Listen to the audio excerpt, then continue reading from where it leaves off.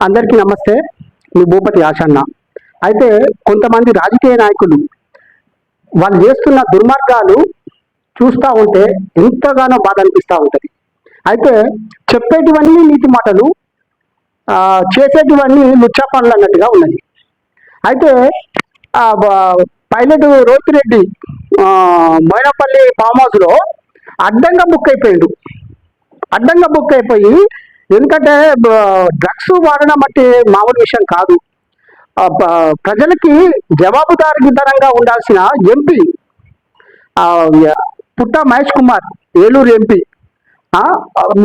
ప్రజలకి ఆదర్శంగా ఉండాల్సిన వాళ్ళు ఈ విధంగా డ్రగ్స్ సేవించి ప్రజలకి మెసేజ్ చేయడానికి, అంటే ఇప్పుడు ఆదర్శంగా ఉండేటోళ్ళు ఇంత దరిద్రంగా డ్రగ్స్ తీసుకొని డ్రగ్స్కి తర్వాత గాంజాకి అలవాటు పడి మరి ఈ విధంగా ఉంటే రేపు సమాజానికి ఏం మెసేజ్ చేయడానికి వీళ్ళు ఈ విధంగా చేస్తున్నారు అర్థం కాని పరిస్థితి. చెప్పేటివన్నీ కూడా నీతి వాక్యాలు, చేసేటివన్నీ కూడా లుచ్చా పనులు. ఇవన్నీ ఎవరు చేస్తారు? పోరపోకు సన్నాసులు, దొంగ సన్నాసులు ఇవన్నీ చేసేటోళ్ళు చేసే పని. ఇప్పుడు మంత్రులు, ఎంపీలు, ఎమ్మెల్యేలు, ఎంపీలు చేస్తూ ఉంటే మరి ఏం చేసుకుంటున్నారంటే ఏదో మంది కొంపలు ముంచే పని ఏదైనా చేసుకుంటారు. వీళ్ళు అడ్డగోలుగా పార్టీలు చేసుకోరు కదా, వీళ్ళని పూర్తి విచారణ చేయాల. వీళ్ళు ఏంటంటే ఈ సమాజంలో వీళ్ళు అనర్హులు. ఎందుకంటే ఆదర్శంగా నిలిచేటోళ్ళు ఈ విధంగా డ్రగ్స్ సేవిస్తూ దొరకడం అంటే, పైగా మెక్సికోలో చూస్తూ ఉంటాము. ఈ డ్రగ్స్ ఎవరైనా పోలీసు వాళ్ళు పట్టుకోవడానికి వస్తే తుపాకులు పెట్టి పేల్చేస్తారు, గన్లు పెట్టి. అట్లనే ఇక్కడ జరిగింది. మన హైదరాబాద్లో మెక్సికోలో జరిగితే చూసినావా?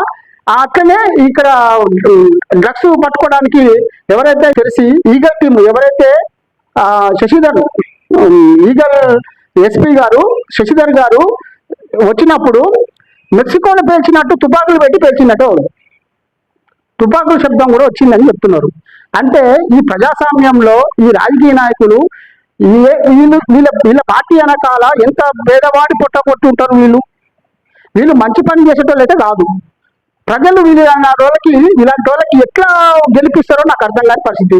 వీళ్ళని మళ్ళీ వీళ్ళు ఎక్కడ నిలబడ్డా కూడా చిత్తుగా వీళ్ళకి ఓట్లు కాదు కదా, వీళ్ళని తరిమాన్ని దేశానికి పనికిరాని సన్నాసులు. డ్రగ్స్తో దొరకడం ఏంటండి నాకు అర్థం కాదు. వీళ్ళు రేపు పొద్దుగాల ప్రజలు ఏం నేర్చుకుంటారు? కొత్తగా రాజకీయాల్లోకి రావాలనుకునే వాళ్ళు ఏం నేర్చుకుంటారు? వీళ్ళు ఏం మెసేజ్ ఇస్తున్నారు? వీళ్ళని మాత్రం కఠినంగా శిక్షించాలని చెప్పి నేను చెప్పడమే.